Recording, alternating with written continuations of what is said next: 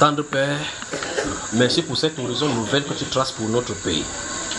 Merci Père pour ta grâce, ta bonté, ta miséricorde pour notre pays. Donne-nous, ô Dieu de gloire, de comprendre que l'idolâtrie et le culte ancestral a causé tant de mal dans ce pays. Donne-nous, ô Dieu de gloire, de comprendre les dispensations, le temps que tu as dispensé pour ce pays. Donne-nous, ô Père, de marcher dans cette direction et de marcher, ô Dieu de gloire, dans la voie de ta parole. Donne-nous, ô Dieu de gloire, de comprendre, ô Dieu de gloire, les temps dans lesquels nous vivons. Je prie, Père de gloire, pour ce peuple et pour tous ceux qui nous écoutent ailleurs. Je prie pour tous les Camerounais qui sont partout dans le monde entier, Père. Je prie que tu leur donnes de saisir, ô Dieu, le temps que tu as mis à leur disposition. Je prie au Père de gloire pour tous tes serviteurs qui se trouvent enfouis dans ce pays et ailleurs. Puisses-tu les révéler aux yeux du monde pour la gloire de ton nom. Je prie au Dieu de gloire pour tous ceux que tu avais prédestinés tes dons en eux pour les utiliser en ces temps-ci. Je prie, Père, que tu les gardes dans ton carquois et que tu les utilises au Dieu de gloire comme des flèches, Père de gloire, contre les attirances, les attirés de l'ennemi. J'ai prié au Père de gloire que tu les bénisses, que tu leur donnes de marcher dans la voie de la sainteté, de marcher, Père de gloire, sur ta trace, et puis qu'ils marchent dans ta parole ointe. Donne-nous, Dieu de gloire, de marcher étant seul avec toi au nom du Seigneur Jésus-Christ, et que le peuple de Dieu dise Amen. Amen. Le Cameroun verra de glorieuses visitations. Des glorieuses visitations. Visitations. Un vent va souffler dans le pays ici. Souffler. Quand on dit vent, vous allez croire que c'est la tornade. Mais souvenez-vous de bien comprendre ce que je viens de dire. Un vent va souffler dans ce pays ici. Je vous avais dit une autre fois ici en parlant des gens qui lancent le défi au pasteur. Vous vous souvenez, les débats télévisés là-bas. Attendons, beaucoup vont chercher l'asile. Beaucoup vont chercher l'asile. Vous voyez comment les groupuscules se lèvent, parlent des choses de Dieu. Dieu dit que Jésus n'existe pas, la Bible est fausse. Il faut qu'on rentre au culte ancestral. Attends, le Saint-Esprit vient. C'est le Saint-Esprit qui confronte. Vous allez sur le cours de la discussion par rapport à la parole. Il va dire que la parole n'a jamais existé. Mais quand tu vas mettre la parole du côté et que la personne se place là-bas, tu dis que jusqu'à quand verras-tu la voix du Seigneur? L'obscurité tombera sur toi. Quand ça va faire BAM! On va savoir que la parole là est vivante. C'est là où nous sommes en train d'aller. Que Dieu vous bénisse, que Dieu vous bénisse, que Dieu vous bénisse. Notez le livre d'Ésaïe chapitre 57. Nous commençons là la solution contre les mauvaises pensées, première partie. La solution, ou mieux les solutions contre les mauvaises pensées. Donc nous avons vu, oui. Dans le livre d'Ésaïe, je voulais poser une question dans le livre d'Ésaïe. J'ai trouvé quelque chose là qui m'a un peu dérangé. Dans le livre d'Ésaïe, chapitre 14, la Bible décapare sur verset 12, il dit que voilà tomber du ciel, astre brillant, fils de l'aurore. Oui. Et dans le chapitre 62, la Bible dit pour l'amour de Sion, je ne me tirerai point. Pour l'amour de Jérusalem, je ne prendrai point de repos, jusqu'à ce que son salut paraisse comme l'aurore. Et dans Ésaïe 62, on te parle de Christ. Bon, je pose la question. Tu étais la dernière fois. Hein? Oui. J'ai parlé de ça ici que vous écrivez ici, non? C'est pas ici que j'ai dit que vous écrivez là-bas, Lucifer là-bas, dans Ésaïe 14. C'était ici. C'était ici, non? Mais quand tu étais là, j'avais trouvé ça. Ok, c'est bon. Donc, Ésaïe chapitre 57, ça va. Ésaïe chapitre 57, notez. Notez Ésaïe chapitre 57, Ésaïe chapitre 29, le verset 13. J'espère que ça ne doit pas aller avec beaucoup de versets comme la dernière fois là. J'espère bien. Priez pour moi, d'accord? Voilà. J'ai dit Ésaïe chapitre 57. Vous avez noté? Notez le livre d'Ésaïe chapitre 29 également, verset 13. Souvenez-vous, nous commençons, ne posons plus de questions. Nous commençons maintenant les solutions. Nous avons diagnostiqué que la plus grande bataille que le chrétien a maintenant, c'est contre les mauvaises pensées. Maintenant, comment résoudre ces problèmes des mauvaises... C'est là où nous sommes en train d'avancer là maintenant. D'accord? Donc ne posez pas de questions. Pas de questions maintenant jusqu'à ce qu'on en finisse. Maintenant, Ésaïe chapitre 57, vous avez noté. Chapitre 29, le verset 13 du chapitre 29. Vous avez noté? Notez le livre de Jérémie, chapitre 4 et chapitre 5. On va y revenir maintenant. Jérémie, chapitre 4, le verset... Non, mais notez le chapitre 4 et chapitre 5. On va y revenir tout à l'heure. Merci Père. Merci Père.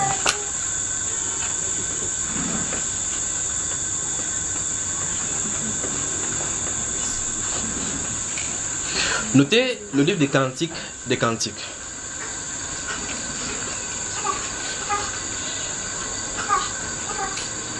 Cantique des Cantiques. Le livre des Cantiques des Cantiques. Chapitre 3, verset 1 à 4. Chapitre 3, verset 1 à 4. Et le chapitre 5, verset 2.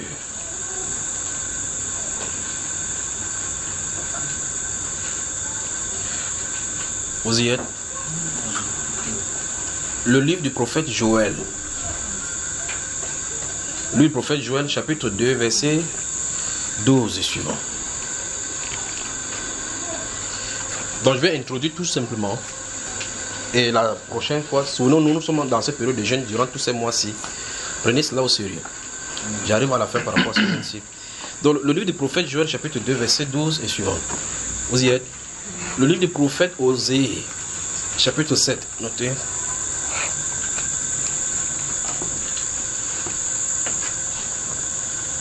Le livre du prophète Osée. Voilà. 7. Osée, chapitre 7. Donc nous sommes en train de vouloir creuser maintenant pour voir quelle est la solution. Vous voyez, c'est parce qu'il n'y a pas le temps. Je suis en train de chercher comment on va commencer ceci. Parce que c'est tellement intéressant. Il faut donc qu'on construise ça doucement. Donc je préfère cette fois-ci notez le livre de Josué, prophète Josué. Merci Père. Josué, le chapitre 24. Josué, le chapitre 24. J'ai donné Osée, chapitre 7. Je n'ai pas donné de versets. On va y revenir. Le livre des prophètes Josué, chapitre 24. À partir du verset 14. Jusqu'au verset 23 ou 25 comme ça. Donc à partir du 14 de toute façon. On avance là, frère.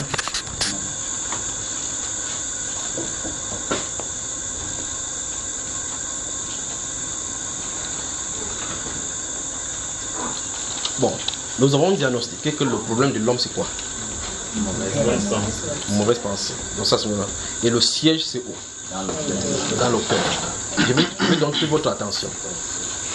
Et les dernières fois que nous avons eu à travailler, nous avons vu que tout autour de nous, ce qui est là-bas, a pour but, objectif d'injecter en nous, qu'on le veuille ou pas, qu'on le sache ou pas, des choses qui sont mauvaises.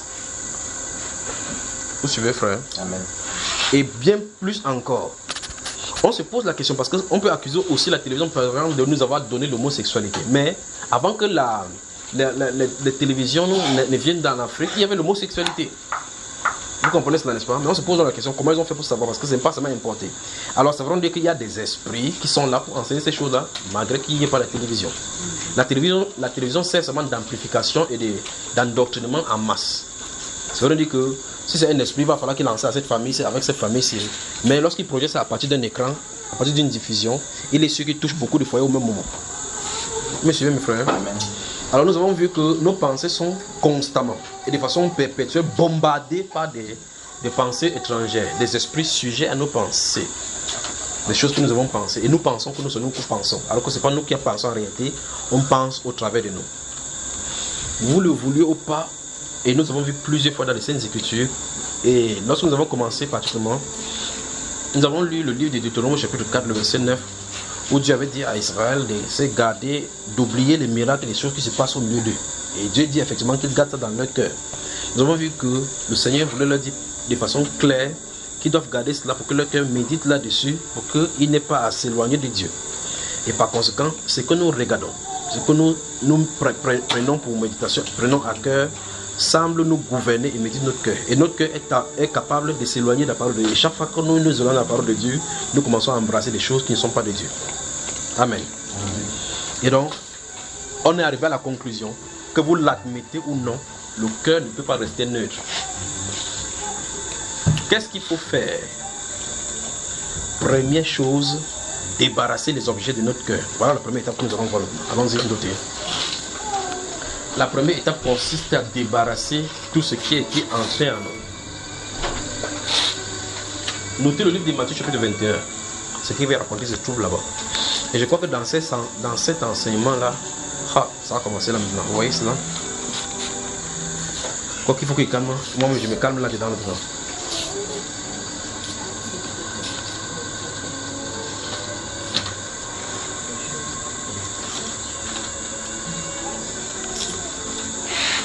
Frère David, ça va?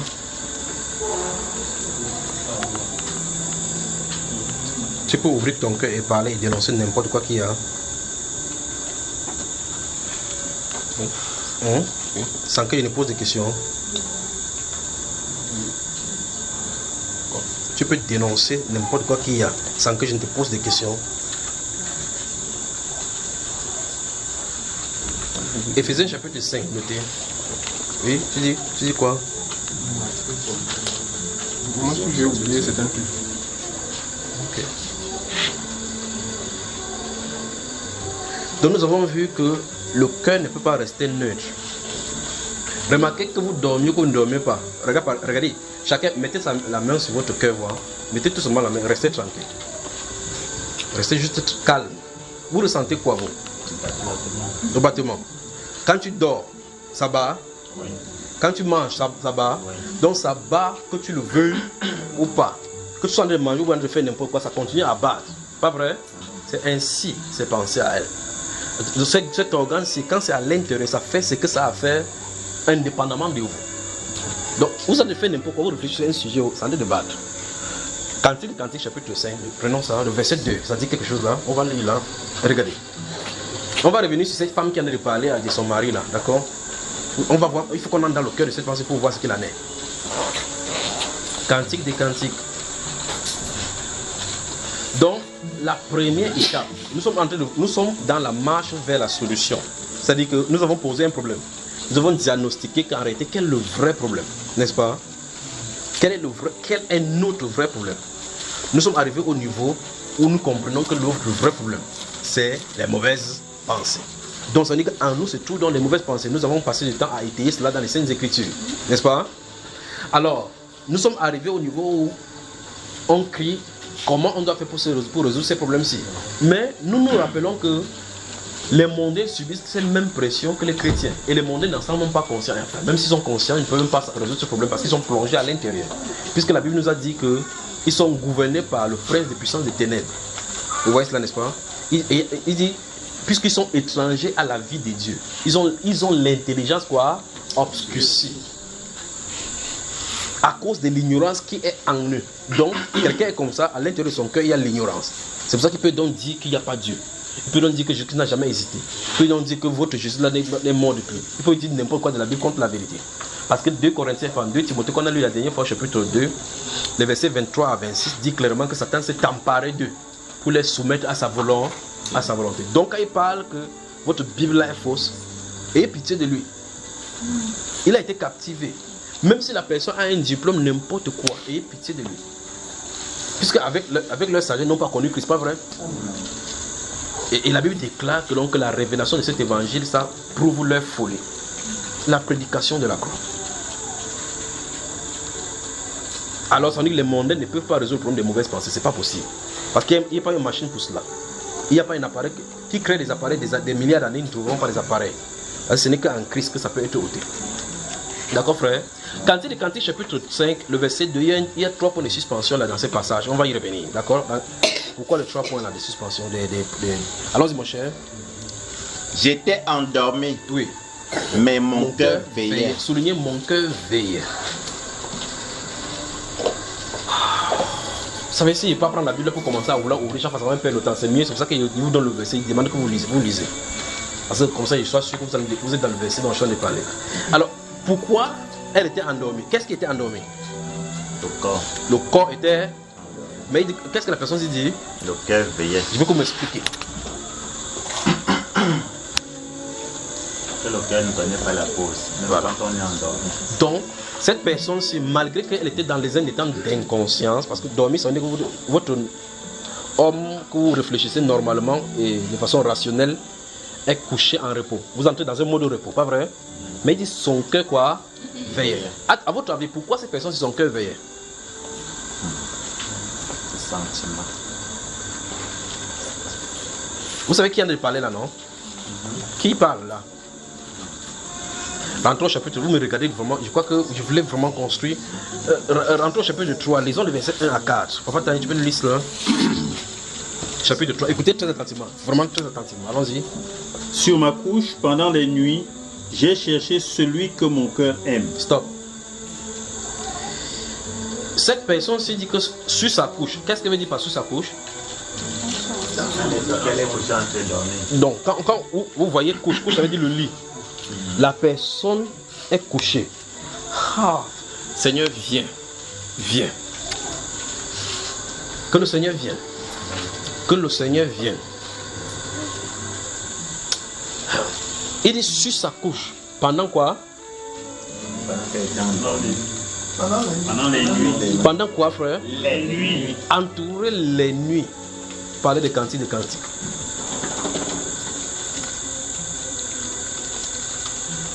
Vous savez très bien qu'il ne peut pas avoir beaucoup de nuits en un seul jour, non?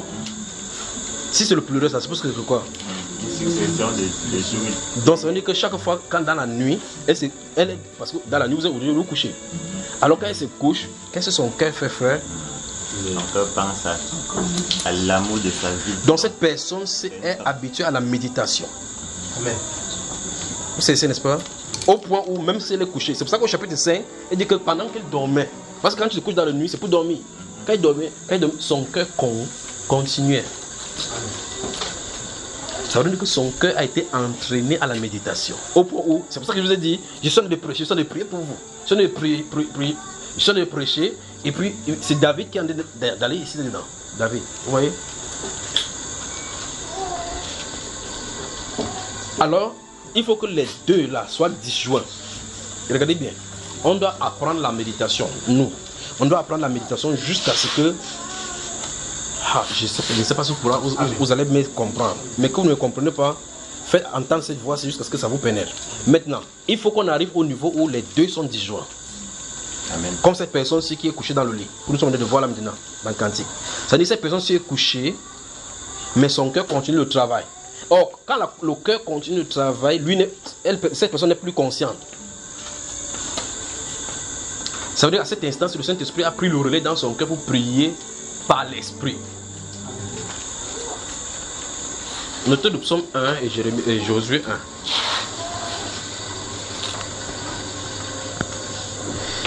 Donc, gardez-vous à l'esprit la première partie que nous sommes en train de voir. C'est débarrasser de quoi? Non. Voilà. Nous avons convenu que c'est les mauvaises pensées qui nous dérangent. Nous avons convenu que ça se trouve en nous. Nous avons convenu que nous avons essayé de chercher de part et d'autre ce qui peut avoir mis cela en nous. Pas vrai? Maintenant, la première chose consiste d'abord à en retirer ce qui est à l'intérieur de nous. Il faut d'abord que ça sorte d'abord. Comment ça doit sortir? Nous allons voir tout à l'heure ce que l'Écriture en dit. C'est débarrasser donc d'abord. C'est débarrasser d'abord de ces mauvaises choses qui se trouvent en nous. En nous. Quand ça se trouve en nous, on va débarrasser. Et si les choses, on a localisé des choses à l'extérieur qui peuvent nous faire entrer en nous, on s'en débarrasse. Donc il faut le nettoyage à l'intérieur et à l'extérieur. Vous me suivez? Je dis il faut pousser. La première manche consiste à se débarrasser de l'intérieur et à l'extérieur. Vous vous souvenez pour le cœur des femmes, n'est-ce pas? La pureté incorruptible d'un esprit doux et paisible. Vous voyez cela? Ce cœur-là, c'est ça que Dieu dit qu'il cherche dans les femmes. Pourtant, la majorité des femmes n'ont pas cela. Comment faire pour que ça se soit? Ça, c'est pour les femmes. Prenons le cas de général. Alors, nous nous trouvons donc assaillis par de mauvaises pensées. Nous nous trouvons bombardés par de mauvaises pensées. Et même quand ça ne vient pas, vous restez, c'est ça qui sort de l'intérieur. Donc, à un moment donné, ça vient plutôt de l'extérieur pour entrer. Vous commencez à penser mal. À un moment donné, vous êtes seul. Il suffit d'ouvrir la Bible comme ça. Et puis, subitement, vous allez penser à quelqu'un. Vous vous rendez compte que vous êtes sur la page de la Bible, mais vous n'êtes pas en train de lire la Bible. Vous êtes quelque part d'autre. Qui vous a transporté là-bas, frère? Vous mettez à genoux. Je vais prier maintenant. Vous fermez les yeux comme ça que Seigneur. Quand je dis Seigneur, après vous pensez maintenant à telle personne. Vous dites, jusqu'à ce qu'un temps vous riez même. Vous êtes dans la prière. Vous êtes censé prier. Vous êtes en train de prier maintenant. Maintenant vous voyez en train de regarder telle personne. La sœur Adèle s'est mariée. Ma Dieu, c'est bon. Et mon cas, c'est comment? Vous êtes dans la prière. Vous partez là-bas pour la sœur Adélaïde. Vous voyez comment vous allez nous diriger, n'est-ce pas? Pourtant, vous êtes dans la prière. Quelque chose vous y a transporté. Mais maintenant, regardez bien que ce n'est pas bombardé de l'extérieur. Parce que tu as d'abord eu une information par rapport à cela. Une personne curieuse prend cette information pour essayer de t'exploiter. Pour que tu pousses ta méditation dans cette direction-là, il faut lui fermer la voie. Il faut lui fermer la voie. Maintenant, ce que nous allons faire au courant de ces enseignements, c'est exactement comme cet enfant. Viens, mon garçon, viens. Vous voyez ces jeunes enfants? Si vous donnez votre Bible, il ne lira pas. Vous savez pourquoi, frère? Vous savez pourquoi? Il ne pourra pas lire. Ce n'est pas son niveau. Maintenant, pour qu'il sache lire, mais pourtant il va falloir qu'il sache pourtant, il faut qu'il sache lire. Vous voyez cela? Donc maintenant, il faut que je prie par l'esprit, il faut que je prie dans mon cœur. Ah, ce frère Junior, je ne parviens pas, pourtant il va falloir que je le fasse. Il faut passer par là. Il faut. Parce qu'il est dit, tu dois méditer. C'est un commandement. Donc il faut donc l'apprendre, l'apprentissage. Et qui? Il est parti. Vous avez donc ça l'a dépassé. Donc c'est le symbole de quelqu'un qui va commencer, il va lâcher ici. Je suis là, il me tourne une seconde pour parler, le garçon est rentré là s'asseoir. Bon, ne t'inquiète pas, comme Moïse. Alors donc ce garçon-ci qui se tient devant nous, vous dites, je lui donne le livre des Jean chapitre 15, le verset 3 qu'il lit. Il l'ouvre comme ça. Il dit, mais vous êtes à côté, vous regardez, vous savez lire, vous dites, ah, déjà vous êtes pur à cause de la parole que je vous ai annoncée. Parce que vous avez eu à être entraîné dans la manière de lire. Ça peut être facile pour vous. Maintenant, on va commencer d'une certaine façon à lui enseigner cela. Comment on va commencer? Il va falloir qu'on lui apprenne d'abord l'alphabet. Vous voyez cela? Après avoir appris l'alphabet, dans le cadre général, il faut qu'on lui apprenne les deux groupes, et les consonnes et les voyelles. Qu'il sache distinguer les voyelles des consonnes. Après, maintenant, on commence à prendre deux de chaque côté. T, A, ta. Pour quand il va voir T, A quelque part, il dit ta. C'est ce qu'on va faire avec votre cœur. Viens, va t'asseoir, un jeune garçon. Donc, on va apprendre l'alphabet du royaume à notre cœur. Regardez, cette formule scientifique, celui qui va donner la phrase maintenant. Quand le muscle ne travaille pas, s'atrophie. C'est ce qu'eux ils enseignent. Parce que ton muscle, si ça ne travaille pas, même votre cerveau, si ça ne travaille pas, petit à petit, on va perdre les facultés. Mais plus vous poussez des réflexions, plus vous posez des réflexions, le déploiement d'énergie que ton cerveau peut produire, ça peut produire une centrale nucléaire. Alors maintenant, si le muscle ne travaille pas, il s'atrophie. Maintenant, si c'est le muscle qui ne travaille pas, peut-être sur le bras de papa, depuis il ne porte plus le seau. Vous durez peut-être 5 ans sans porter un tir de 10 litres. Et un de ces jours, vous baissez chaque fois maintenant, uniquement vous portez un sac de 56 ans. Vous faites attention, vous ne faites pas attention, ça va vous briser les reins. Parce que vous avez brusqué le corps. Vous comprenez, n'est-ce pas? Il faut donc l'éducation doucement pour commencer.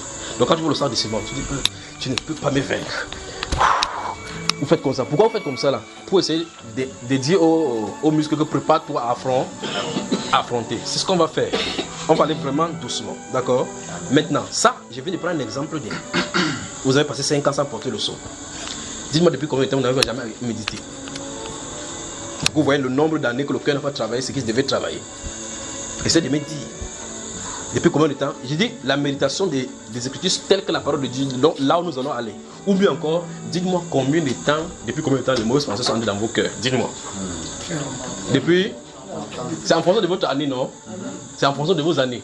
Donc plus tu as duré sur la terre, plus les mauvaises pensées se sont accumulées. N'allez pas dire à ces cœurs-là que maintenant, quand tu vas faire comme ça, par un chien de magie, ça va sortir. Vous voyez que plus vous avez des lâches sur la terre, plus vous avez des problèmes. Parce qu'il y a des choses que vous avez financées que la génération n'a pas vu. N'est-ce pas, frère? Vous entendez que papa t'a dit qu'à notre époque, 100 francs coûtaient telle chose. Il est mal barré. Parce qu'il y a des choses qui accompagnent ces 100 francs dans cette époque-là, pas vrai?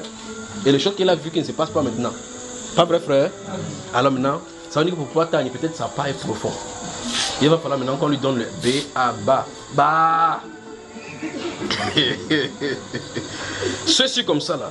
Pour les faire méditer, les enfants-ci comme ça. Vous voyez ces enfants-ci, les petits enfants que vous voyez, 5 ans, 6 ans là. Si on se réunit dans une maison, une semaine, je m'enferme avec eux une semaine. Quand ils vont rentrer, en sortant comme ça, ils vont te rentrer comme ça. Si un démon se cache en toi, vous allez tomber. Parce que le but, c'est que l'homme intérieur travaille. Si l'homme intérieur travaille, remarquez, je vais vous montrer quelque chose. Chaque fois ici, il dit par exemple aux gens qui sortent pour aller prêcher, marcher, aller prêcher n'importe comment. Supposons que vous rencontrez un franc-maçon en route. Ils ont ce qu'ils appellent le déclencheur du troisième œil. Tout ce que tu sais, c'est Jésus, donne ta vie à Jésus. Donne ta vie à Jésus. Jésus est mort pour tout le monde entier. Il est mort pour tout le monde entier. Lui, il te regarde comme ça là. Pendant que tu es en train de parler, il déclenche son troisième œil sur toi. Pendant que vous en train de parler, il fixe la glande pinéale à l'intérieur. Toi, tu ne connais pas ce qui est en train de se passer. Il dit que Jésus est qui là? Il dit que c'est notre sauveur. Il peut te faire, tu déshabilles au carrefour, en te suggérant les pensées qu'il veut de toi. Oui, la dangerosité d'aller commencer à parler de ces choses-ci sans être envoyé. Vous vous retrouvez devant un sataniste qui pratique, qui fait les translations astrales. Parce qu'il sort consciemment de son corps. C'est-à-dire qu'il peut être devant toi, il sort, il est derrière toi. Il sort, il est derrière toi, il parle à ton esprit, il gifle toi, tu fais comme ça. Je crois qu'il y avait mon stick là. Vous êtes où là maintenant, frère? Maintenant, sous l'obligation d'aller vers eux. Alors pourquoi? Parce qu'ils font ce que j'appelle l'autosuggestion. Ils y travaillent. Ils y travaillent. Vous me suivez, frère? Ils vont dans les miroirs. Ils fixent les miroirs jusqu'à ce qu'ils envoient les faisceaux lumineux sur le miroir, que ça retourne dans le troisième œil. Ils le font. Vous avez vu les yoga, les techniques de yoga. Ceux qui font des moyens orientaux, ils ont des positions. Ils s'asseyent là-bas. Ils ferment les yeux. Le but, ils ferment les yeux, c'est pour parvenir à voir avec l'autre troisième œil. Juste parce qu'ils commencent à voir les visions. C'est comme ça qu'ils fabriquent. Vous les voyez donc dans les monastères, ils sont là-bas, ils sont en train de décliner les chapelets. Ils méditent. Quand ils méditent comme ça, vous voyez quelqu'un il se lève dans la lévitation. Ah non, ça c'est la sorcellerie, ça c'est la sorcellerie. Jésus a marché sur l'eau. Comment il a fait, frère? Il marchait comme ça là, sur l'eau. Il dit non, non, allez continuer là-bas, c'est trop loin. Il commence à marcher sur l'eau. Il a médité pour marcher, frère. Il avait la chair comme nous, pas vrai? Vous pensez que c'est comment? C'est ça que vous me comprenez. Alors, ça veut dire qu'il y a un travail à l'intérieur qu'on doit faire. Alors, c'est difficile aux chrétiens de méditer parce que leur cœur n'a pas été entraîné à la méditation. Leur cœur n'a pas le langage, l'alphabet de la méditation, ou mieux encore l'alphabet de la parole. On est astreint à lire la parole parce qu'on nous a appris à lire. Mais comme à l'école il n'y a pas l'apprentissage de la méditation, on ne parvient pas à faire. Pourtant la Bible ne demande pas seulement de lire. La Bible dit heureux ceux qui lisent. Oui, c'est bon. Quand tu es là, heureux, parce que quand tu lis un peu, tu peux trouver des moments de rafraîchissement. Quand ça ne va pas, tu dis même Job a souffert. Ma part n'est pas encore grave. Donc tu vois, tu te consoles là-bas. C'était bon parce que tu as lu. Maintenant la Bible déclare que ce livre de la loi ne s'éloigne point de ta bouche. Vous voyez cela? Vous voyez, il ne dit pas de tes yeux parce que ça peut trouver des aveugles. Vous voyez cela? Que ce livre de la loi ne s'éloigne point de ta bouche, pas de tes yeux. Ça peut s'éloigner de tes yeux sans que tu ne lises. Vous voyez cela? Mais tu peux le lire avec ton cœur sans avoir les yeux ouverts. Que ce livre de la loi ne s'éloigne point de ta bouche, pas de tes yeux. Médite-le. On n'a pas dit lis-le. Vous pouvez passer toute une nuit, chaque jour que je lis le matin, je lis le soir sans jamais accomplir Josué 1:8. Parce que la Bible déclare là-bas dans Josué chapitre 1 verset 8 de méditer, pas de lire. Lire c'est une chose, méditer ça en est une autre. Donc vous ne pouvez pas prendre votre lecture quotidienne de la Bible. Vous faites ça un an. Il y a des gens qui ont le plan de lecture annuel, qui lit chaque année. Ça veut dire que le 1er janvier qui arrive là-bas, il a son calendrier lunaire, c'est quoi vous appelez cela? Il lit comme ça, on a dit là-bas dans ces calendriers liturgiques que lundi c'était ce qu'il lit. Il lit. Vas-y, il lit. Après, en un an, il a lu la Bible. Ok, tu as tout fini de lire la Bible, il dit oui. Tu as médité. Il dit la méditation, c'est quoi? Donc, en réalité, il n'a jamais fait ce que Dieu a demandé, tout en lisant la Bible. Parce que c'est derrière la méditation que vient la révélation. Amen. Pas derrière la lecture. Vous lisez la Bible, n'importe comment ça ne fera, parce que Dieu n'a pas caché la révélation derrière la lecture, mais derrière la méditation. La révélation de tes paroles est claire. Elle donne de l'intelligence aux sages, aux simples. Vous avez vu ça, n'est-ce pas? Dans ces proverbes, dans ces psaumes chapitre 119, verset 160. Il dit que la révélation de tes paroles est claire. Donc ça veut dire qu'en lançant un coup d'œil dans le cœur, au travers de la parole, le Seigneur commence à parler. On y va. Donc, la première, ça ce sont les choses, les aspects qu'on va voir plus tard. Mais je suis de vouloir vous montrer tout simplement qu'en réalité, très souvent, ce qui n'a pas fonctionné, c'est qu'en réalité, maintenant, vous vous souvenez de ces gens des songes que quelqu'un dit par exemple que je suis couché au lit, on est venu m'attraper sur le lit. Je n'ai pas pu bouger. Je pouvais voir, c'est comme si vous voyez la personne. En fait, vous pensez que vous voyez, c'est pas vous que vous voyez, c'est votre œil spirituel que vous voyez. Vous voyez quelqu'un qui se déplace comme ça avec les. Vous appelez avec le capuche. On t'appuie sur le. La personne ne touche même pas. Il te regarde comme ça, là, tu es paralysé là-bas. Il dit que frère, je voulais crier, ma voix ne sortait pas. Parce qu'on ne crie pas avec les choses à la voix là. Ouais, quelqu'un se lève comme ça. Entre temps, une personne de dormir, il dit c'est quoi? Il dit laisse-moi comme ça, on a failli me tuer. Et tu es couché dans le lit où ta porte est fermée. Tu as fermé la porte avec des esprits à l'intérieur. Pas à l'intérieur de la maison, mais à l'intérieur du corps. Parce que le boulevard, la porte physique si est fermée à clé. Quand vous fermez comme ça, quand quelqu'un tombe, vous avez l'œil du bœuf. Vous dites c'est qui? C'est qui ça? Il n'y a personne. C'est sûr que c'est Satan. On bloque comme ça là. Tu as fermé, le territoire où tu as fermé, c'est pour te laisser lui le champ de bien te traiter. Parce qu'en réalité, ici, mon fils, garde ton cœur plus que toute autre chose. Gardez ton cœur. On a doublé, maman verra doubler les portes sur quoi? Les planches. C'est sur la porte, non? Regardez bien combien d'étagères il y a là-bas. On a doublé ça pour bloquer qu'il n'y ait pas de bandits. Parce qu'il y a des bandits qui volent la bouteille de gaz. Donc pourquoi on ne vient pas gouverner les bouteilles de gaz? Mais on a l'intérieur. L'intérieur qu'on laisse ouvert. Par conséquent, quand quelqu'un vient la nuit pour t'appuyer, il ne vient pas de l'extérieur. C'est de l'intérieur parce qu'il y a quelque chose là-bas qui lui donne l'autorité. Maintenant, quand le corps spirituel, donc ton corps, ce que la Bible appelle par homme intérieur, n'est pas vivifié, couvert par la puissance du Saint-Esprit, tu es mort. Alors donc c'est pour ça qu'on peut faire ces cauchemars. Parce que tu dis que je voulais crier Jésus, je ne peux pas crier. Pourquoi? Parce que Jésus, pour crier Jésus, il faut avoir que le cœur est, j'ai dit G, E, Z, ou U. Jésus, il ne sait pas prononcer. Comment veux-tu croire qu'avec le danger, il pourra prononcer? Donc il faut que le cœur soit entraîné à ce royaume-là pour que le moment est arrivé, que le cœur puisse parler. Pour que vous restez tranquille, vous puissiez parler. Amen. Vous avez lu le livre de Néhémie chapitre 1, n'est-ce pas? Quand il était à côté du roi. La prière se passe ici. Ici. Quoi qu'on a vu la prière fervente de juste ici, n'est-ce pas? Voilà. Regardez bien cela. Alors il faut que nous allions dans les Saintes Écritures, par la grâce de Dieu, on essaie d'entraîner notre cœur à lire la Bible sans que ça ne soit les yeux. Je ne sais pas si vous me comprenez. Au mieux encore, après avoir lu la Bible, il faut méditer. Parce que la méditation vient après la lecture. Si vous lisez la Bible, vous fermez la Bible, vous avez seulement pris le renseignement de ce qui est écrit là-bas. Vous avez pris le renseignement. Ok, maintenant la question, c'est la méditation maintenant t'apporte ce que le renseignement là veut pour toi, pour ceux de ton côté, pour la volonté de Dieu pour toi. C'est à ce moment-là, c'est dans la méditation que viennent ces choses. Donc, jetez coup d'œil dans le renseignement. Quand vous regardez la cartographie du Cameroun, vous dites il faut que je prenne la carte, je regarde. Même sur, vous tapez sur Play Store pour regarder quelle est la route qui mène à Bafoussam. Après avoir pris le renseignement, vous dites ok, ça doit passer comme ça. Maintenant, il faut emprunter ce chemin. Ok, vous avez lu la Bible. Je lis. Voici les miracles. Dans Marc chapitre 16, je trouve là. Voici les miracles qui accompagnent ceux qui auront cru. Ceux qui auront cru. Vous lisez ça, vous fermez la Bible. En mon nom, ils chasseront des démons. Ils parleront de nouvelles langues. S'ils boivent du breuvage, mais ils ne feront pas. Ils éprouvent même malades, mais là seront guéris. Et puis tu lis, tu soulignes. Tu dis des promesses pour les chrétiens. Ce sont les chrétiens qui ont lu ça, frère. Ce sont les chrétiens qui ont lu ça. Qui a lu? Donc ça veut dire que tu as des questions à poser là-bas. Et ce verset est en train de te poser des... Donc vous avez des conversations à faire. Dans cette conversation-là, c'est l'intimité de la méditation. Pour miracle, ceux qui avons...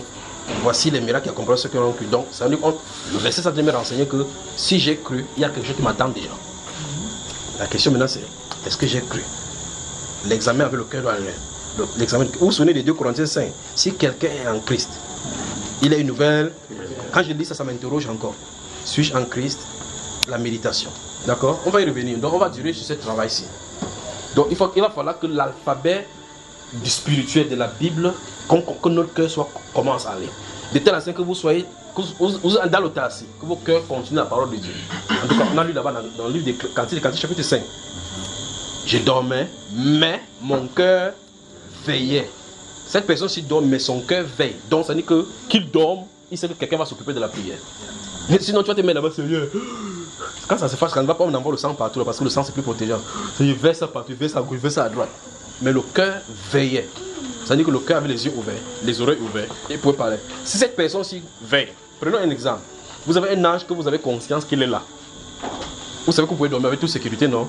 Parce que si c'est tient là-bas devant avec vous, avec l'épée, vous allez encore prier? Est-ce que vous allez encore prier? Non, vous allez vous coucher là-bas. Que les sorciers du quartier là-bas, passez par-ci, ici encore. Parce que vous comptez sur celui qui est à côté de vous. Entrez seulement. Quand on va toucher cette dimension, vous allez commencer à voir les changements tout autour de vous. Vous allez commencer à voir les gens que vous dites, faut que je dise, ah frère, dans notre quartier, il y a trop de sorciers. Il y a trop de sorciers, il y a trop de ténèbres. Apporte la lumière. Quand on va apporter la lumière, il faut être la lumière du monde. Quand tu as la lumière du monde, ils vont venir t'attaquer. Que merde, qu'est-ce qui brille là-bas? C'est pas la façon de bien s'habiller, porter le blanc qui est le problème. Parce qu'eux-mêmes s'habillent comme ça. C'est que l'homme intérieur soit habillé.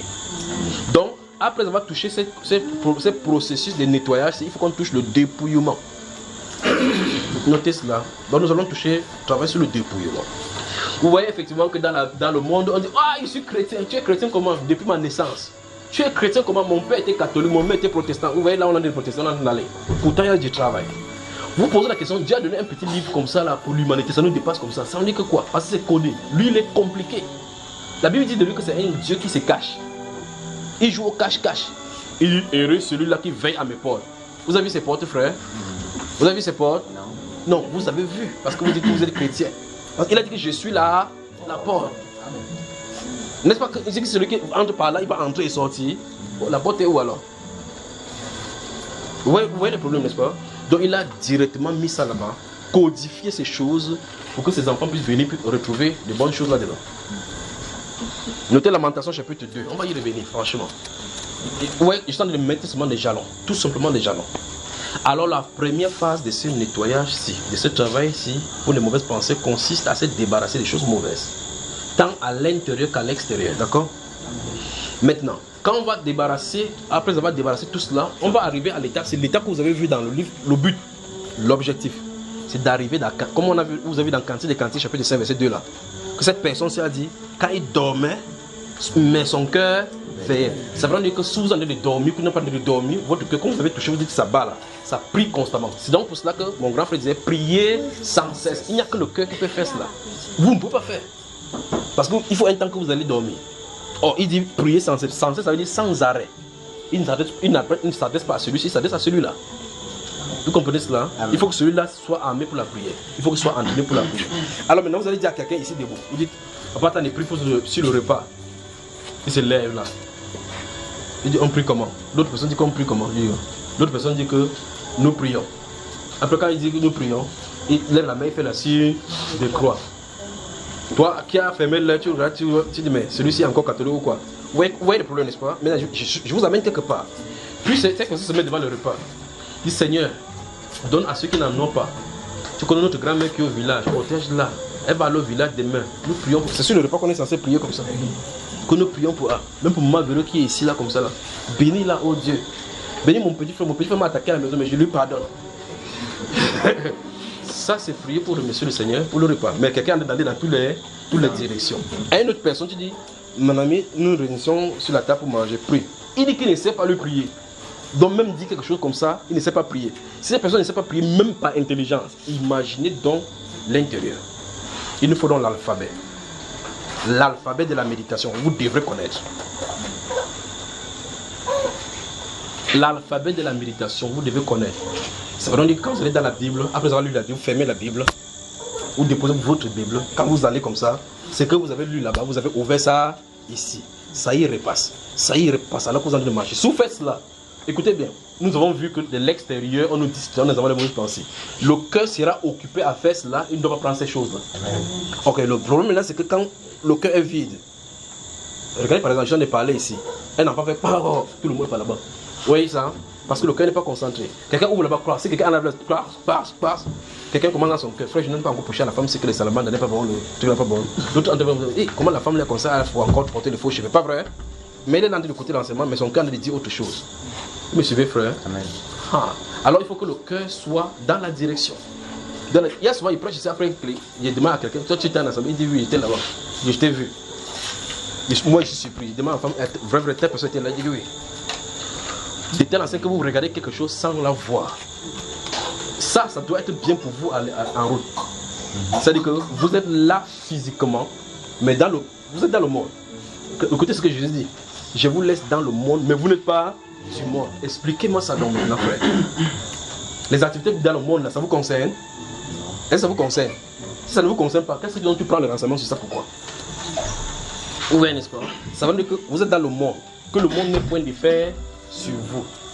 Et vous ne travaillez pas dans le monde, dans cette direction-là. Et par conséquent, ça veut dire qu'il faut qu'il y ait une barrière soit construite entre nous et le monde. N'aimez point le monde, ni les choses qui sont dans le monde. Si quelqu'un aime le monde, on aime avec quoi, frère? Avec le cœur. Si quelqu'un aime le monde, l'amour du Père n'est point en lui. Maintenant, l'amour du Père n'est point en lui. L'amour quoi? L'amour du Père. L'amour du Père. L'amour du Père consiste à haute voix. On garde ça aux frères. Donc, ça veut dire que, au lieu que ton cœur soit occupé par l'amour du monde, que ce soit occupé par la parole. Vous voyez cela, n'est-ce pas? Donc, il faut que le cœur soit entraîné à méditer. La Bible, ou bien la parole de Dieu a été donnée pour que les gens puissent les garder au fond d'eux. C'est pour ça que le psalmiste dit, j'ai serré ta parole dans mon cœur. Dans mon cœur, de peur de pécher contre toi. Ça veut dire que s'il se lâche, ça lâche son cœur, il pêche. Pour déposer la Bible 1 jour, 2 jours. Quand vous avez léché, à cet instant, vous avancez dans le péché. Déposez et vous voyez. Donc maintenant, il faut serrer dans le cœur. Avancer avec cela. Sinon, vous allez voir un jour, vous allez commencer à insulter comme le bensikineur. On dit, je suis chrétien. C'est pas toi qui fais, c'est ton cœur. Jérémie chapitre 4. Je vous ai donné ça aujourd'hui. Nous y sommes maintenant. Ouvrez Jérémie. Donc, la première phase, solution, nous sommes en train de voir la solution contre les mauvaises pensées. Première phase, donc, la première chose, c'est sur ça que nous allons travailler. La première phase consiste à se débarrasser. À se débarrasser de ces choses à l'extérieur. Puis à l'extérieur de ces choses. C'est en couper. Dans le livre de Matthieu chapitre 21, dont je vais te donner, il parle de l'entrée du Seigneur Jésus-Christ à Jérusalem. Quand il est entré, au cœur du temple se trouvaient donc des marchands qui s'étaient érigés là-bas. Pourtant, il était prévu que ce lieu-là soit un lieu de prière. Dites-moi quel est le lieu de prière par excellence que vous devez avoir. Le cœur. Mais là, je pose la question de maintenant. Qu'est-ce qui peut être identifié en vous qui ne doit pas se retrouver dans le lieu de prière? C'est-à-dire qui est incompatible avec le lieu de prière. Quoi par exemple? Le Seigneur Jésus-Christ dit dans ce Matthieu 21 là, il est écrit, ma maison sera une maison de prière, mais vous en avez fait des cavernes de voleurs. Quand il a dit cavernes volées, il a commencé à renverser selon il est question. Il y avait quoi dedans, frère? Les tables d'échange. Quoi encore? Les vendeurs de pigeons. Quoi encore? Tout cela tourne autour de l'argent. Au mieux, la Bible appelle ça la cupidité. Et vous vous souvenez, je vous avais dit ici dans cette parole-là, que si vous avez des brins de vous avez mis le matériel, Satan a son filet en vous. Il peut vous utiliser n'importe quoi quand il veut. Donc le lieu qui était jadis destiné pour prier, les gens ne venaient pas là-bas pour cela. Alors aujourd'hui on fait la même chose dans les lieux de culte. Il y a, pendant qu'on a des prêchés, il y a quelqu'un dehors qui vend le follerie. Donc il est là pour vendre le follerie. Et il vend comme ça au service. C'est la femme de l'homme de Dieu qui a fait comme ça là. De la femme de l'homme de Dieu assis, pendant qu'on l'applaudit, il y a ces filles spirituelles qui vendent le follerie. En détail, il y a le fils spirituel du père du pasteur, le pasteur qui se trouve là-bas, qui vend les livres du pasteur. Il fait la publicité de son livre à l'intérieur, il dit voilà, ça va dehors, ne sortez pas sans cela. Parce que si vous ratez ça, vous ratez la révélation. Hein, les frères? Cupidité. Vous voyez? Par cupidité, ils trafiqueront de vous au moyen des paroles trompeuses, la cupidité. Alors, vous passez devant le follerie pour entrer dans le temple. Vous passez devant le livre, vous finissez donc. Après, on fait une pause. Il y a des récréations là-bas. Il y a le restaurant là-bas, c'est la maman pasteur qui produit. C'est elle qui a l'exclusivité de vendre là-bas. Si vous voulez vendre, vous allez vendre sous elle. C'est elle qui distribue. Vous voyez? Que Dieu nous vit en aide. En faisant comme ça, c'est les 5 femmes qui ont préparé ça. Quand vous mangez de ces repas-là, son follerie n'est pas différent du follerie que vous buvez quelque part. Peut-être même ça peut vraiment vous donner les diarrhées. Mais comme c'est la femme du pasteur qui fait, vous voyez la cupidité, n'est-ce pas? Alors dans le lieu de culte, le lieu d'excellence, lieu par excellence des prières, comme le lieu des Ésaïe chapitre 29, dont vous avez noté le verset 13 dit, ce lieu de prière-ci est infesté. Il faut le nettoyer, sans blaguer. Il faut nettoyer, sans blaguer. Les choses sur lesquelles notre cœur nous pousse à méditer chaque fois sont des fondements dans nos cœurs. Il faut couper tous ces racines. Chapitre 4 de Jérémie, le verset 14. Qu'est-ce que ça dit mon chef? Le verset 14. Écoutez. Purifie ton cœur du mal. Stop. Soulignez.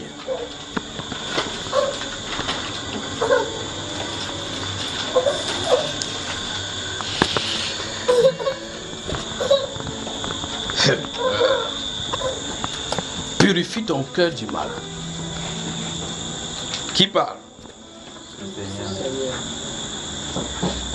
Ici, il parle de façon grosso modo au peuple juif. Ton cœur du mal. Parce que Jérusalem, souvenez-vous des cantiques que nous avons lus là, par rapport à Jérusalem. Alors, purifie ton cœur du mal. Il continue en disant quoi, mon cher? Enfin que tu sois sauvé. Stop. Tu veux te préserver de ces choses-ci? Purifie ton cœur du mal. Quand il dit purifie ton cœur du mal, qui doit le faire? Alors maintenant, il faut qu'il nous explique comment on fait pour purifier son cœur. D'accord? Parce que des choses sont entrées en nous pour nous procurer de mauvaises pensées sans notre consentement. C'est déjà une grâce de savoir ce qui te donne les mauvaises pensées. C'est déjà une grâce. Puisque les monnaies sont à l'intérieur, là-bas, sont dehors, ils ne savent pas ce qui leur arrive. C'est déjà une grâce donc de savoir ce qui te donne de mauvaises pensées. Alors il dit ici, purifie ton cœur du mal afin que tu sois sauvé. Qu'est-ce que j'ai comme rôle pour faire? Je dois purifier mon cœur. Alors on a un travail à faire. Il faut qu'on sache comment purifier notre cœur. Vous voyez pourquoi le Seigneur Jésus vient dans Matthieu chapitre 5 verset 8. Il dit heureux ceux qui ont le cœur. Ils sont dans cet état. Il dit heureux ceux qui ont le cœur pur. Le cœur pur.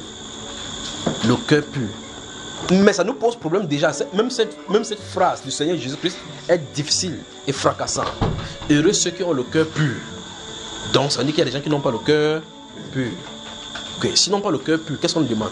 La Bible déclare dans Jérémie 4, verset 14, que purifie ton cœur. Notez le psaume 51, verset 9. Purifie ton cœur. Alors nous sommes en train de marcher doucement. Vous voyez que je suis en allé vraiment doucement, non? Il n'est pas plus vite comme avant. Je suis en train de prendre de l'âge déjà, de vieillir. Il n'est pas tant. Vous voyez que l'engouement là, ça va déjà.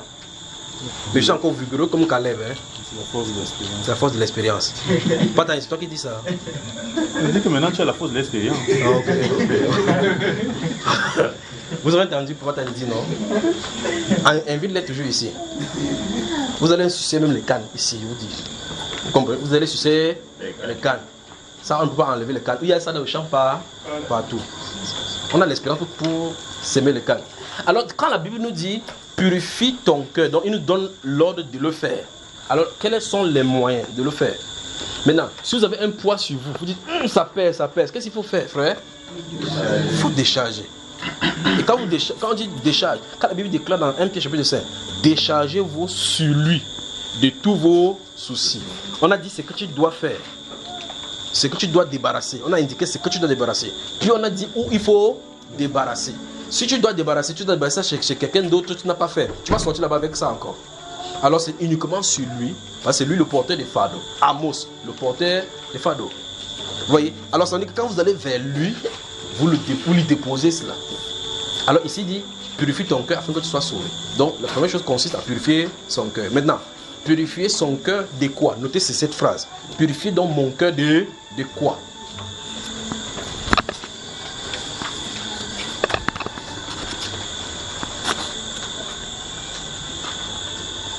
Alors quelqu'un qui a eu un accident où on a mis sa main comme ça, vous savez, on met les choses dans la tête, dans la bande, on passe au cou. La personne reste comme ça pour longtemps. Vous appelez, vous mettez les choses blanches là-dessus. C'est bon, vous appelez. Comment, frère? Les plâtres. Sa main reste là 3 mois. Vous pensez que le jour où on va laver les plâtres, il va faire comme ça là, hein? Il va doucement. Doucement pour entraîner. Entraîner jusqu'à ce que la main reprenne. Parce que les nerfs sont restés inertes pendant longtemps. Les muscles sont restés inertes pendant longtemps. Si tente là, il va avoir plus de problèmes qu'au préalable. Alors ça veut dire que nous allons aller doucement. Première étape, c'est débarrasser des choses. On a encore des souillures ou bien encore des mauvaises choses qui se trouvent en nous. La Bible nous dit, purifie ton cœur du mal. C'est ça n'est-ce pas? Ok, maintenant. La Bible, alors je dis, vous notez, purifier dans son cœur, donc de quoi? De quoi donc si maintenant dépend de chacun de nous. Donc l'influence sur laquelle j'ai été, ce n'est pas la même influence que celui-ci a été. Vous voyez, n'est-ce pas? Ça veut dire que nous avons une rétrospection à passer.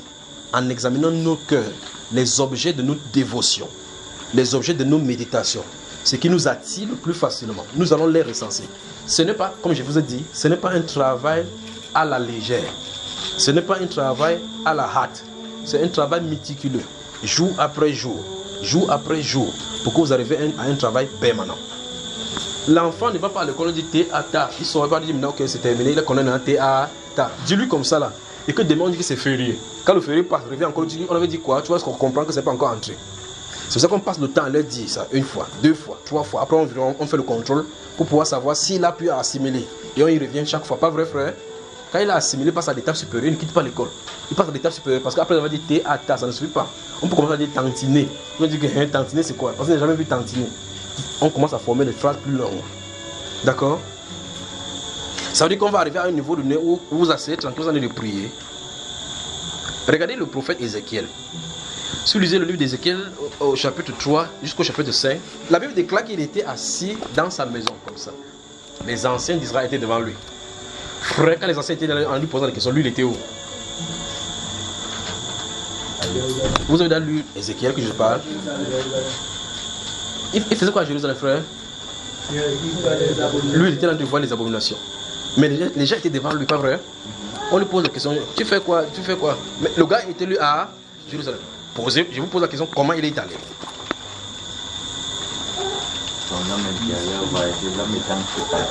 Il était là physiquement, frère. Oui. Mais comment il a pu aller? Mais on dit qu'on a saisi ses cheveux, non?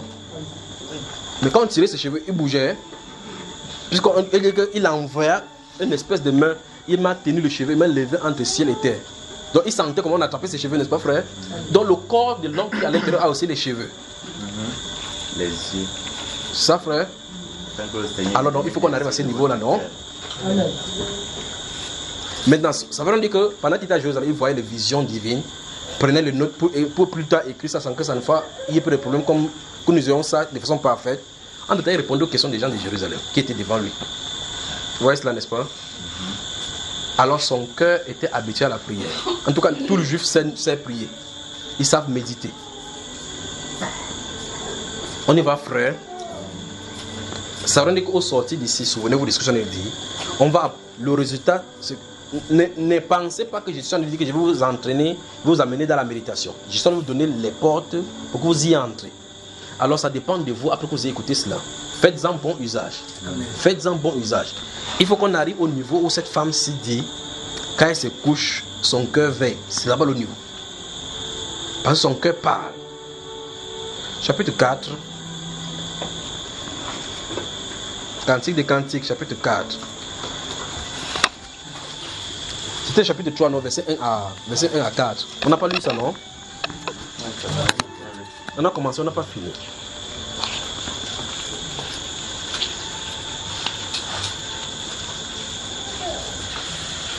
Verset 1, allons-y, écoutez bien. Sur ma couche, pendant les nuits, j'ai cherché celui que mon cœur aime. Stoppons là. Bon. Vous avez les mêmes livres, ça? Parce que quand tu ouvres, tu lui donnes de la page directement, d'accord? Sinon, on va chercher ce qu'elle a l'impression qu'elle aime ne pas trouver toute la nuit là. Ça n'ira pas. Ouais, elle a cherché, elle s'est fatiguée. Alors, remarquez très attentivement. Ok, regardez. Ça veut dire que, je veux toute votre attention, peuple. Ça veut dire que la personne-ci ne va pas au lit avec WhatsApp dans son esprit. Vous êtes avec moi? Ne va pas dans le lit avec Toto en Israël. Il ne va pas au lit avec je suis au labo, venez me taper. C'est pas avec ça qu'il parle là-bas. Il part au lit avec l'objet de son amour, l'objet de son affection. C'est avec ça qu'elle dort. De telle enseigne que pendant qu'elle finit par dormir physiquement, le cœur continue à arrimer, à battre au rythme de l'amour pour cette personne. Vous voyez cela, n'est-ce pas? Voilà l'église donc. L'église qui parle du Seigneur Jésus. L'église qui aime le Seigneur Jésus. Parce que ça veut dire, dans les nuits, il dit toutes les nuits, son objet d'affection, son objet de méditation n'a pas deux sujets. Seigneur Jésus, jusqu'à quand? Vous voyez cela? C'est d'elle dont c'est les questions. Seigneur Jésus, c'est elle qui dit comme ça. Seigneur Jésus, Seigneur Jésus. En tout cas, continuons la lecture. J'ai cherché celui que mon cœur aime. Oui. Je l'ai cherché et je ne l'ai point trouvé. Et soulignez, je l'ai cherché.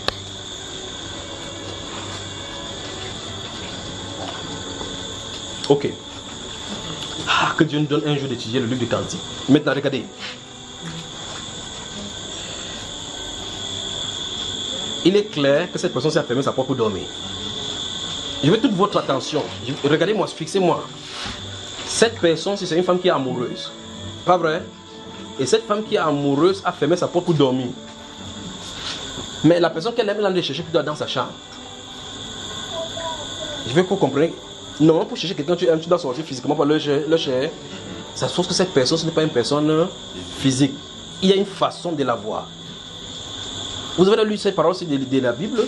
Mon cœur dit, cherchez ma face. Il ne dit pas qu'il faut que je me dise que il dit c'est son cœur qui dit cherchez ma face. Je cherche continuellement ta face, ô Éternel. Il dit je cherche continuellement ta face. Il dit lorsqu'on tourne vers lui les regards, regardez vers la direction de Dieu, votre frère. Chacun tournez-vous, regardez vers la direction, tournez. Pas tant, tu regardes où. Et le frère regardez en l'air. Vous regardez, vous dites que vous regardez au ciel. Vous allez regarder maintenant, voici le plafond de Marvelo qui bloque. Vous voyez que ce n'est pas les yeux dont il est en train de vouloir, n'est-ce pas? Ça veut dire que lorsqu'on tourne vers lui les regards, je me tourne vers le regard de Dieu. Ouais, pourquoi les gens vont aller faire des posts d'idolâtrie, des photos pour dire que mon but c'est de fixer pour essayer d'imaginer que Jésus est là-bas. Il cherche la perversion de la méditation. Alors, lorsqu'on tourne vers lui les regards, on est rayonnant de joie et le cœur ne se trouve pas de honte, n'est-ce pas? Ok. Ça veut dire que tant qu'on n'est pas entré dans son sentier par la méditation, ça ne peut pas être vrai. On va continuer seulement à réciter. Lorsque vous allez voir, en comprenant tous les pourtours de toutes ces choses, si vous allez commencer à lire les psaumes autrement, lire le livre des Proverbes autrement, puisqu'il dit effectivement dans le livre des psaumes, Proverbes chapitre 1, le but pour lequel il est pour donner au jeune homme de la réflexion. Donc le but du Proverbe, ce n'est pas pour lire, c'est pour réfléchir, pour comprendre des énigmes. Vous voyez cela? Il dit, en lisant cela au chapitre 2, il dit que la sagesse viendra dans ton cœur. Si tu réfléchis, tu pousses la réflexion, ça vient dans ton cœur, la méditation. J'aime le livre des Proverbes, pourquoi? Ça dit des bonnes choses. Donc tu as les renseignements sur des bonnes choses. Ok, quel est le résultat de ces bonnes choses-là sur ta vie spirituelle? Ah bon, ça devrait avoir quelque chose. Vous voyez qu'on a des problèmes. Le chrétien, c'est un être surnaturel, normalement. Le chrétien, c'est un être surnaturel, normalement. Donc la vie normale du chrétien, c'est une vie surnaturelle. Parce qu'il parle avec quelqu'un qui est hors nature, hors temps, hors éternité. Et par conséquent, c'est un être surnaturel. Et c'est avec lui qui communique. Et si tu communiques constamment avec quelqu'un qui est surnaturel, tu l'es. Parce que quand vous entrez dans la gloire de Dieu, comme Moïse, vous sortez avec sa lumière. Alors maintenant, ne restons pas au niveau où, comme le peuple juif, il disait que non, que ce soit lui qui parle et que tu nous transmettes cela. La Bible déclare qu'on sort tous ensemble, on court vers la carrière, à l'extérieur. On court vers le propre de Christ, vers la route nouvelle qui nous a inaugurée. Allons-y, courons vers là-bas. Alors, nous tous, nous allons entrer. D'accord, frère? Nous, frère Junior, c'est quoi? Dis-nous ce qui arrive. Ce qui arrive là-bas, regarde la direction. Je ne vois pas. Oh ben, quand je regarde là-bas, je vois. Toi, tu ne vois pas, oui. Quels sont les styles des yeux que toi tu as? Le chrétien a une vie normale. Sa vie normale, c'est la vie des surnaturels. Surnaturel, ça veut dire quoi? Ça veut dire que tout ce qui coordonne ses mouvements, tout ce qui l'entoure, est induit de façon explicite par l'esprit. Ça veut dire que si Paul, l'apôtre, se trouve en prison, ce n'est pas pour rien que le fils de sa soeur passe au travers des gens qui font le coup d'état. C'est coordonné par le Saint-Esprit, afin qu'il soit là à l'instant où ils sont en train de faire ce guet-apens. Donc tout ce qui contourne tout autour de lui est fait pour le gouverner parce qu'il vit une vie surnaturelle. Vous ne pouvez pas l'atteindre n'importe comment, si ce n'est pas la volonté de Dieu. Parce que si Dieu ne veut pas, il n'est pas au courant de ce coup-là. Ça vous suivez? Mais il n'est pas dit dans la Bible que et Dieu a mis le petit enfant. Si on continue à dire Dieu a mis, vous serez fatigué de Dieu a mis. Vous le voyez tout simplement à l'œuvre. Comme Einstein disait que Dieu, ce que vous appelez hasard, c'est Dieu lorsqu'il vous fait passer incognito. Quand il veut passer qu'on ne le sache pas, vous dites que c'est un hasard. Ce n'est pas un hasard. Alors la personne comprend effectivement que c'est Dieu faisant. Vous dites, Joseph, après s'être rendu en Égypte et après toutes les souffrances dont il a souffert, vient au trône et puis ses enfants, ses frères disent, maintenant que notre père est mort, on est cuit. Il dit non, ne vous faites pas ces chats de choses, ne vous faites pas du mal. Parce qu'il dit que Dieu m'a envoyé. Vous avez un endroit où Dieu a dit à Joseph qu'il va en Égypte. Bon, Dieu lui avait dit qu'il va en Égypte avant qu'il criait. Mes frères, quand il pleurait dans le puits là-bas comme ça, Dieu lui avait dit que tu entres dans le puits. Donc, tu vois, au fur et à mesure, lorsqu'il arrive au niveau de compréhension, il comprend qu'en fait, c'était la volonté de Dieu qui passe par là. Il peut donc dire, sans risque de se tromper, que Dieu l'a envoyé. Donc Dieu peut t'envoyer sans te dire que va. Tu te trouves seulement là-dedans. Tu regardes derrière. En méditant sur le chemin que tu as emprunté, tu vois qu'il y a un être surnaturel qui t'a conduit là-bas. Alors la vie chrétienne est comme ça. Il n'y a pas de hasard pour lui. Tout est coordonné par un être surnaturel pour qu'il vive une vie surnaturelle. Et donc, pour plonger donc, de façon perpétuelle dans ces vices naturels, on doit passer par la méditation. Et quel est le pôle et l'antenne de méditation? Le cœur. C'est le siège, d'abord, le moteur de la méditation, c'est le cœur. Tout cœur qui est hautain devant le Seigneur doit d'abord se rabaisser. Tout cœur hautain doit d'abord se rabaisser. Tout cœur contrit et meurtri doit d'abord être guéri. Tout cœur qui manque le pardon doit d'abord pardonner. Il faut que tous ces collines qui sont élevées soient rabaissées pour que la gloire de Dieu commence à manifester. Donc, point d'obstacle dans le cœur avant la méditation. D'où la nécessité d'abord de se débarrasser. Vous prenez avec les différentes montagnes, les collines, les zones rocailleuses, à l'intérieur, les épines qui s'y trouvent, les désirs du monde, la cupidité qui se trouve là. Comme Jésus, notre Seigneur, a dit dans Luc chapitre 21, le verset 34, que prenez garde de peur que vos cœurs ne s'apesantissent par des excès de manger et de boire. Et quoi encore? Et par les soucis de la vie. Donc, vous voyez les choses qui sont à l'intérieur, n'est-ce pas? Les soucis de la vie. Est-ce que je m'inquiète du lendemain? Si vous inquiétez du lendemain, notez ça, il faut que ça soit débarrassé. Donc, si votre cœur s'inquiète du lendemain, il faut que le cœur soit entraîné à la confiance au Seigneur. Si la confiance n'est pas établie, ne bougez pas. C'est que vous allez vous tromper. Si vous êtes des personnes qui vous avez peur des mauvaises nouvelles, c'est-à-dire que peur du lendemain, parce que des incertitudes, on dit achetez le riz parce que ça va être mauvais demain. Et quoi qu'il faut qu'il déménage, je me rapproche de frère Junior.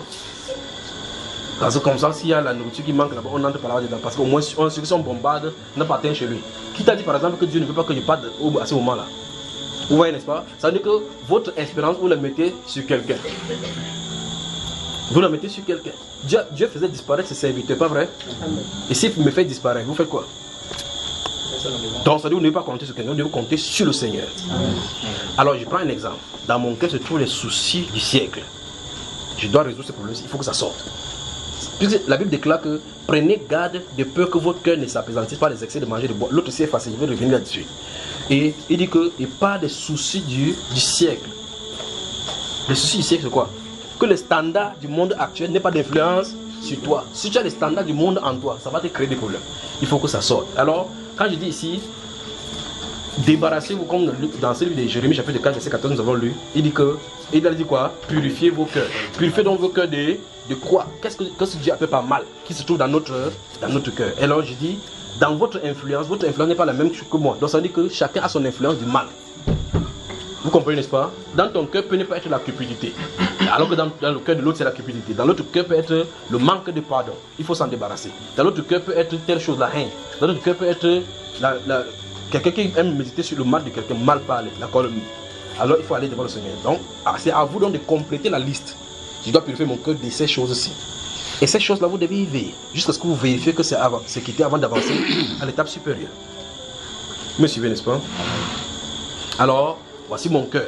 Je dis, quand on dit, on va augmenter le prix des billets à 200, l'essence à s'essayer, on va vivre dans un pays ici, le cœur commence à trembler. Si le cœur commence à trembler, parce qu'on a annoncé qu'il y a le prix des choses qui vont augmenter.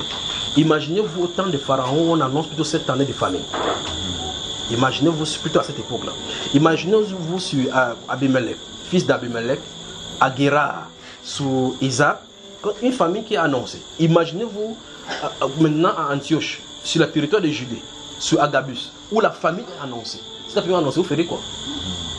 Mais le Seigneur dit que votre cœur ne se trouble point.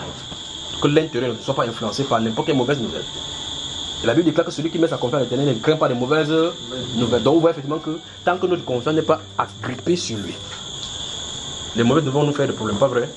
Vous imaginez par exemple, je me tiens avec quelqu'un et dit le deuil arrive. Un frère junior ne dit pas ça, pardon, je ne veux pas entendre. Pourquoi? Parce qu'il craint les mauvaises nouvelles. Mais pourtant, si c'est écrit là-bas, c'est mieux de connaître. Sinon, le jour où ça va te souffrir, tu tombes évanoui en AVC. Il faut donc te ranimer aussi pour que tu te lèves pour voir les mauvaises nouvelles. N'est-ce pas, frère de Nassir? C'est ça ou c'est pas ça? Ouais, il ne dit pas amen parce que c'est qu'il veut dire quelque chose. Les habitudes du deuil. Donc je vous ai dit au départ, lorsqu'on parlait de tenir ferme, première et deuxième partie, que ce sont des choses qui doivent arriver. Et ça doit encore arriver. Ça doit arriver, ça a un but. Il dit, ne pleurez pas, c'est fait pour vous souder ensemble. Et si vous remarquez très rapidement, il va vous souder ensemble avec ça. N'est-ce pas, c'est bon qu'il prépare où le deuil arrive, ou bien c'est seulement le deuil qu'on dit. Quand c'est bon que les choses bonnes vous arrivent, on ne peut pas vous dire cela, c'est bon. Parce que les choses bonnes ne viennent pas troubler vos cœurs. Ça vient égayer votre cœur. ça vient égayer votre cœur. Ça dit, Papa Tani, regarde Papa Tani, il y a de l'affectation qui arrive. Je dis, l'affectation de quoi? Je ne veux pas de l'affectation. L'affectation plus promotion, c'est que ça arrive avec véhicule de service. Oui, parce qu'on a été flatté. Vous dites, quoi? Alors, il dit, je ne veux pas partir là où on a dit. Maintenant, tu te trouves, tu dis, Alors, ce sont les choses qui arrivent pour la promotion. Ça, c'est la promotion. Donc, nous, on laisse là. Mais c'est ce qui va créer le trouble sur le cœur. Comme on dit, ma soeur, prends courage. Prends courage. Tu rentres, tu dis, pourquoi il me dit prends courage? Donc, ça nous aussi préparé. Quand on dit, quand le téléphone sonne, la personne ne m'appelle pas souvent. Ça peut être ce qu'on a dit, prends courage. Donc, ça nous tu es préparé à prendre le téléphone. Quand tu dis, oui. Tu connais la personne, tu as un oncle qui était comme ça. Dis-moi, pas de job, il est mort ou il n'est pas mort. Il est mort. Je savais. Tu es préparé, pas vrai? Alors, si c'est quelqu'un, vous allez dire, il y a des gens qui en ont de mauvaises nouvelles. Tu es dans le matin, tu attends la fin, c'est qui? Ouvre la porte, c'est quoi? Que ta mère est morte, tu tombes d'abord évanoui comme ça. Là. Bonne soirée. Que Dieu vous bénisse. Donc, dans la deuxième partie, nous allons voir la suite de cela. Les solutions contre les mauvaises pensées. Solutions contre les mauvaises pensées. Que Dieu vous bénisse, que Dieu vous bénisse, que Dieu vous bénisse, que Dieu vous bénisse. Les enfants, que Dieu vous bénisse. Veuillez servir prioritairement les enfants s'ils ont vraiment faim. Ça va la soeur là? Que Dieu vous bénisse. Servez prioritairement les enfants. Que Dieu vous bénisse. Que Dieu vous bénisse, que Dieu vous bénisse. Que Dieu vous bénisse. Que Dieu vous bénisse, que Dieu vous bénisse, que Dieu vous bénisse, que Dieu vous bénisse, que Dieu vous bénisse, que Dieu vous bénisse, que Dieu vous bénisse, que Dieu vous bénisse, que Dieu vous bénisse. C'est à toi, il y avait dit ici qu'il y a... Viens. Qu'est-ce qu'il avait dit quand tu étais assis? Toi qui étais assis ici un de ces jours. Je t'ai parlé, t'es dit quoi?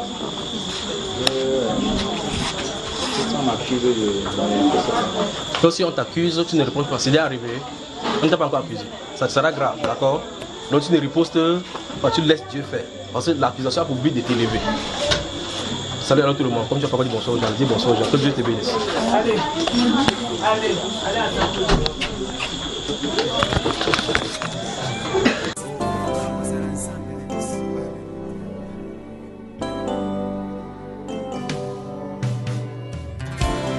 Et pendant que ta grâce nous accueille devant ton trône béni, nous te prions, tendre Père, de pardonner nos fautes et de laver nos cœurs de toute impureté.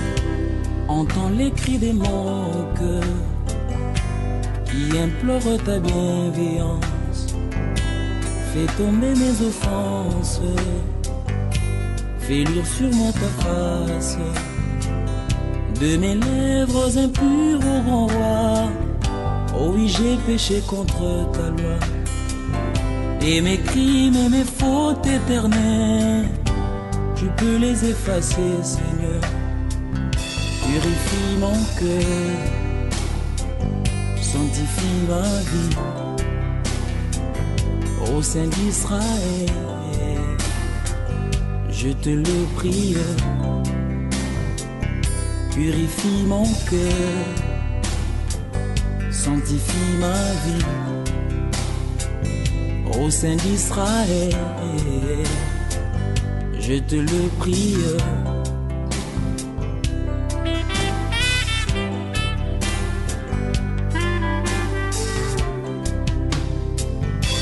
Reçois notre prière, fidèle et tendre Père, pour ce précieux service, agrée nos sacrifices.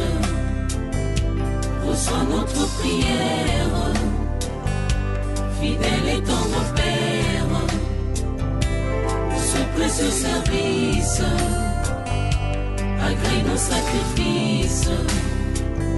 Par le sang de ton Fils Jésus, Père, oublie nos iniquités, que nos mains purifient le soleil, pour contempler ta royauté. Purifie nos cœurs, sanctifie nos vies, au Saint d'Israël, nous te le prions.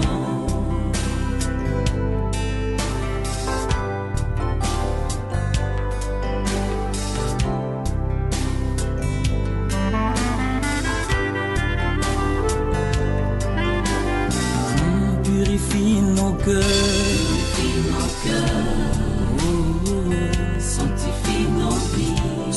sanctifie nos vies. Ô Saint d'Israël, Nous te prions, nous te le prions. Dans ta sainte présence, Seigneur, nous voici brisés et condamnés. du haut de ton trône des grâces, répands sur nous ta sainteté. Purifie nos cœurs, Purifie nos cœurs, sanctifie nos vies. sanctifie nos vies. Ô Saint d'Israël, Ô Saint d'Israël, nous te le prions. nous te le prions. Purifie nos cœurs, Purifie nos cœurs, sanctifie nos vies. sanctifie nos vies. Ô Saint d'Israël, Ô Saint d'Israël, nous te le prions.